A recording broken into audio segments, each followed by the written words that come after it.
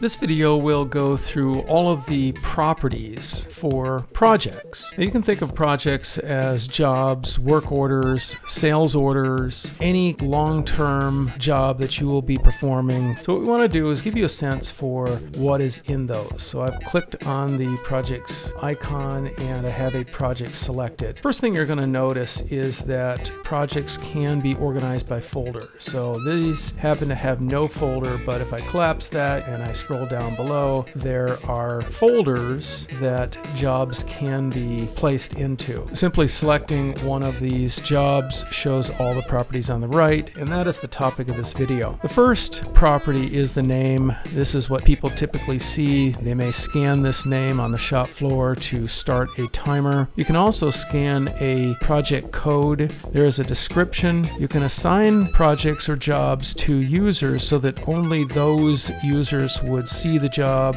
in the timesheet or other places in the user interface. This is not necessary for scanning jobs on the shop floor. It is useful for other areas of the program. You may notice some other fields here that happen to be custom fields. You can collect additional information. As I open up the sections down below, you'll see a little triangle that opens additional information. So every job can be assigned to a client or a customer. You can have multiple projects inside of a client or customer. You can assign a project manager so that you're able to filter and find all the jobs for a certain manager. You can assign a department so you know which department this job is in. Portfolios are categorizations of projects or jobs. They allow you again to run reports on a certain portfolio or filter to show only the jobs for a certain portfolio. So you classify them any way you like, and then you can filter by that. I'm going to collapse this and then open up the next section. Each job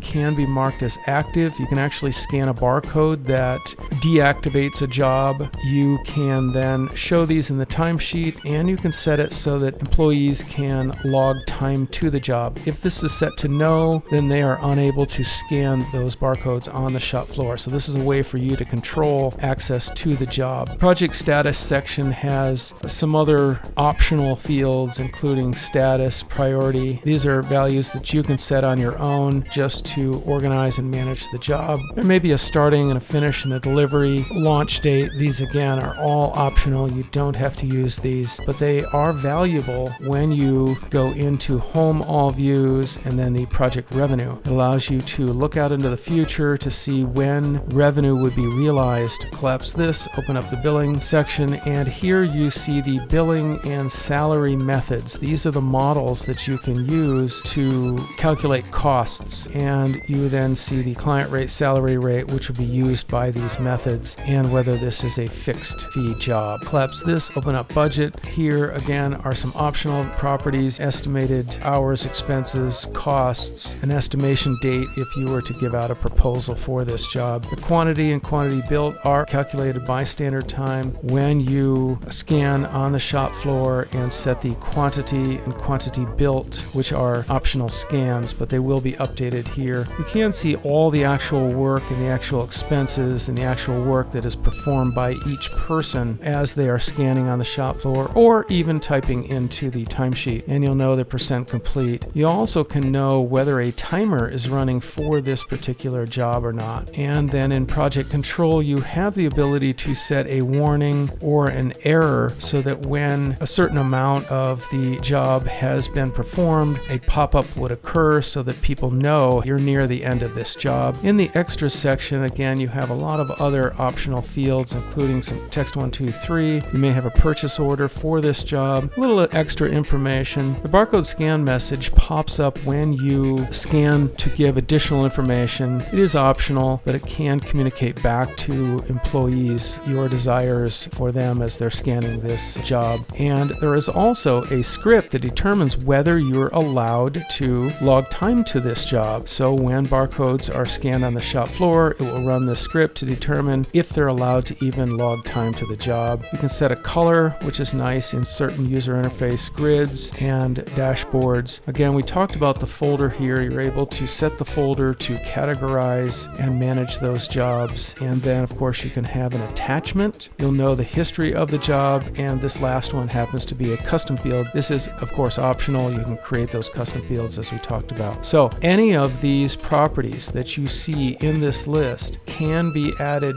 to the grid by right-clicking and choosing Insert Column, and then you're able to see any of these values in the projects grid. Again, we got here by going to Home, All Views, and Projects. So hopefully this gives you a little bit more information about the project or job properties in standard time.